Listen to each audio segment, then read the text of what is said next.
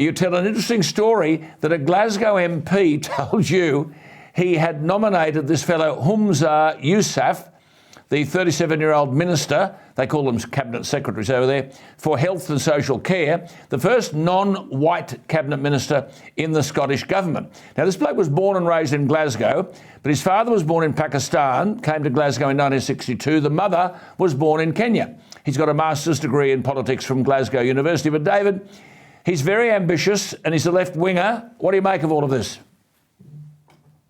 Well, it's been a dramatic week again, as you say. It always seems to be a dramatic week, but yes. So Humza Yousaf is a high flyer in the Scottish National Party. He was elected in 2011. Was a minister a year later, and has been very close to the leadership. He's a protege of Nicola Sturgeon's. Actually, shares a lot of slightly crazy politics as well. I mean, I can tell you, and I wrote about this yesterday.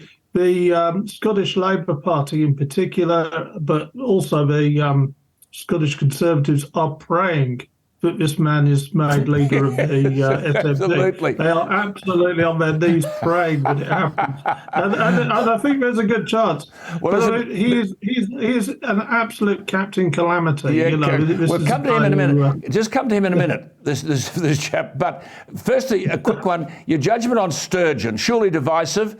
A pain in the neck for the government at Westminster, confronting failure, and the architect of this gender recognition reform bill, which Prime Minister Sunak couldn't wait to veto. I mean, David, fancy a rapist claiming to be a woman being sent to a woman's prison. There's so much you could say about Sturgeon. Personally, my previous job was actually working directly with Scottish politics. She once tried to get me the sack, and I have to say, it may be personal, but I can't think of a more toxic politician than in my time writing about politics in Britain. I mean, she really is really is our version of Jacinda Ardern. Yeah, I think. absolutely. I have to say that, but if in a general election for Sunak, people now deserted the Scottish National Party, they're not going to gravitate to the Tories, so they'd vote Labour, won't they? This would be a big leg up for Starmer. It would be a big leg up for Starmer. I would put money on Scottish Labour winning the next, certainly in Scotland. I think. I mean, we did some polling. It was pretty inexact, but it looked like a quarter of the SNP vote had disappeared. Most of that will go to Labour, but some of it will go to the Conservatives in some of the rural parts of Scotland. And you know, but you know, if Labour can win another 30 seats in Scotland, that gives them a great platform to win. Absolutely. I'll come to this bloke Humza Yousaf in a moment, who seems to be the consensus choice. And as David said, they're all praying, both the Tories and the Labour, to get the gig. What about, though, the rival, the finance secretary, or minister as we call them here, Kate Forbes? She's on record as saying she would have voted against gay marriage. Now, is she a chance?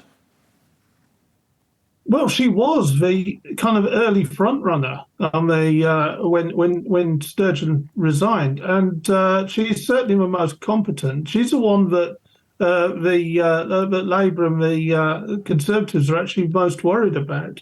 But of course, she's socially conservative. She belongs to the Wee Free Church up in Scotland, which is this kind of more kind of conservative, small C. Well, I mean, the Scottish National Party does have a lot of older members, and they're very small C conservative. Well, it does, and she may still win. Yeah. But it's quite clear that the establishment is very, you know, this so-called progressive term, which I always think is very misleading. Which are regressive.